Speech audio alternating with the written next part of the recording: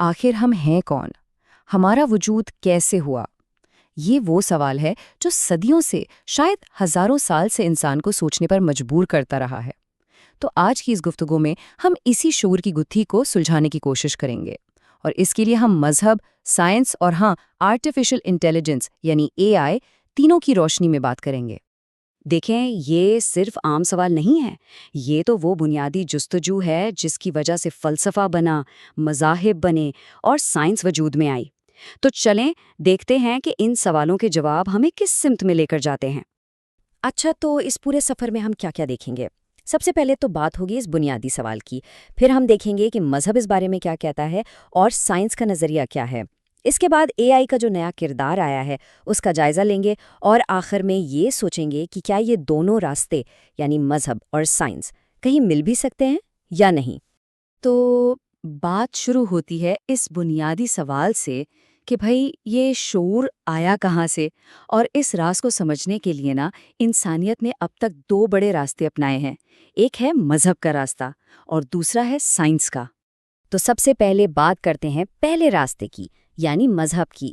یہ راستہ ہمیں آسمان کی طرف لے جاتا ہے۔ اس نظریے کے مطابق شعور کوئی ایسی چیز نہیں جو خود بخود بن گئی ہو، بلکہ یہ خدا کا ایک خاص تحفہ ہے، ایک نور ہے، ایک روشنی ہے جو اوپر سے انسان کے اندر ڈالی گئی ہے۔ اچھا، مذہبی روایات میں یہ کہانی کیسے بیان کی جاتی ہے؟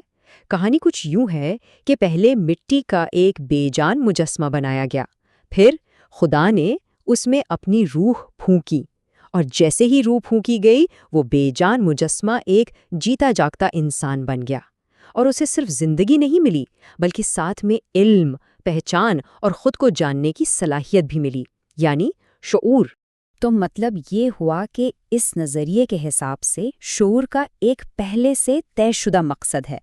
یہ بس ایسے ہی نہیں ہے، یہ جو زندگی ہمیں ملی ہے یہ ایک طرح کا امتحان ہے جہاں ہمیں اسی شعور کو استعمال کر کے اپنی اصل پہچان بنانی ہے۔ اچھا، یہ تو ہو گیا مذہبی نقطۂ نظر۔ اب آتے ہیں دوسرے بڑے فریم ورک کی طرف، یعنی سائنس کی طرف۔ سائنس کی کہانی بالکل مختلف ہے۔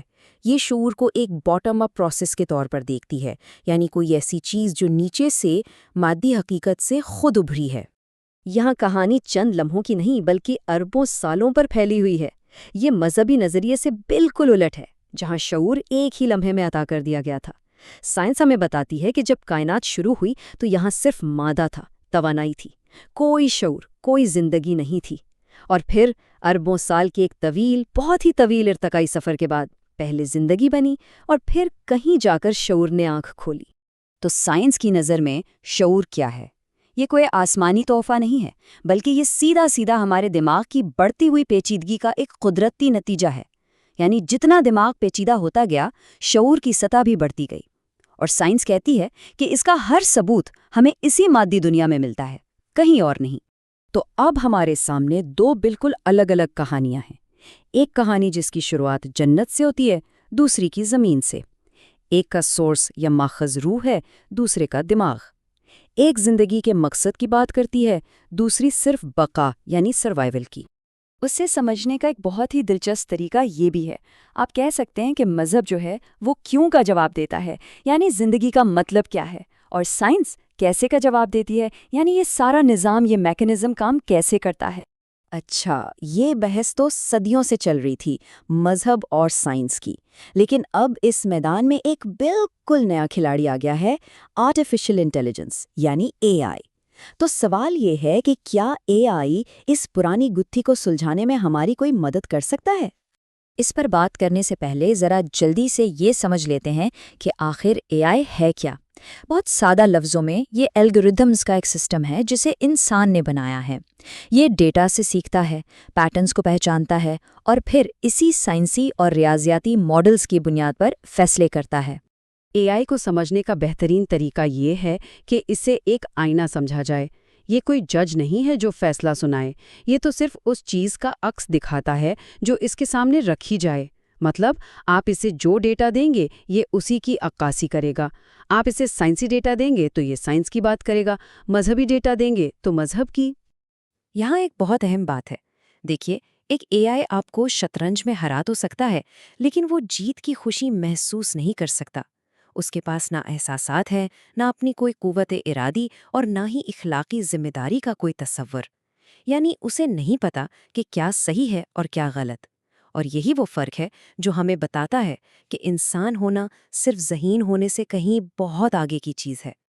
تو اب سوال یہ پیدا ہوتا ہے کہ کیا مذہب اور سائنس کے یہ دو راستے ہمیشہ ایک دوسرے کی مخالفت ہی کرتے رہیں گے، یا کوئی ایسا راستہ بھی ہے جہاں یہ دونوں مل کر ایک بڑی تصویر بنا سکتے ہوں؟ چلیں اپنی گفتگو کے آخری حصے میں اسی نقطے پر غور کرتے ہیں۔ دیکھیں، سائنس ہمیں یہ تو بتا سکتی ہے کہ دماغ میں کون سے کیمیکلز ہوتے ہیں، لیکن سائنس یہ پوری طرح نہیں سمجھا سکی کہ ہمیں خواب کیوں آتے ہیں، یا وجدان جسے ہم انٹویشن کہتے ہیں وہ کیا چیز ہے، یا اخلاقیات کا تصور کہاں سے آتا ہے۔ یہ وہ سوالات ہیں جہاں آ کر لگتا ہے کہ شاید ہمیں تصویر کو تھوڑا اور بڑے فریم میں دیکھنے کی ضرورت ہے۔ اس کو سمجھنے کے لیے ایک بڑی دلچسپ مثال دی جاتی ہے۔ ذرا سوچیں کہ دماغ جو ہے وہ کمپیوٹر کا ہارڈ ویئر ہے، اور شعور یا جسے مذہب روح کہتا ہے وہ اس کا سافٹ ویئر ہے۔ اب دیکھیں، ہارڈ ویئر اور سافٹ ویئر ایک دوسرے کے دشمن تو نہیں ہوتے، بلکہ یہ دونوں مل کر ہی ایک سسٹم کو چلاتے ہیں۔ تو شاید یہ ایک ہی نظام کے دو الگ الگ حصے ہیں۔ تو بات پھر وہیں آ جاتی ہے، سائنس ہمیں بتا رہی ہے کہ شعور کیسے کام کرتا ہے، اس کا پورا میکینزم کیا ہے، اور مذہب ہمیں بتا رہا ہے کہ یہ کیوں دیا گیا، اس کا مقصد کیا ہے۔ ہو سکتا ہے کہ یہ دونوں ایک دوسرے سے مقابلہ نہیں کر رہے، بلکہ ایک ہی حقیقت کے دو مختلف پہلوؤں کو بیان کر رہے ہوں۔ اور آخر میں شاید سب سے اہم بات یہ ہے، اس سے فرق نہیں پڑتا کہ شعور کی ابتدا کہاں سے ہوئی، جنت سے یا زمین سے۔ اصل سچائی یہ ہے کہ یہ ہمارے پاس موجود ہے، اور اس کے ہونے کا مطلب ہے کہ ہمارے کندھوں پر ایک بہت بڑی ذمہ داری ہے، سوچنے کی ذمہ داری، سمجھنے کی، اور سب سے بڑھ کر صحیح اور غلط میں فرق کرنے کی۔ عقل، شعور اور روحانیت، یہ وہ تین ستون ہیں جن پر ایک انسان اپنی اصل پہچان کی عمارت کھڑی کر سکتا ہے۔ تو شاید اصل سوال یہ نہیں ہے کہ یہ چیزیں ہمیں کہاں سے ملیں، بلکہ اصل سوال یہ ہے کہ ان صلاحیتوں کو استعمال کر کے ہم نے جانا کہاں ہے۔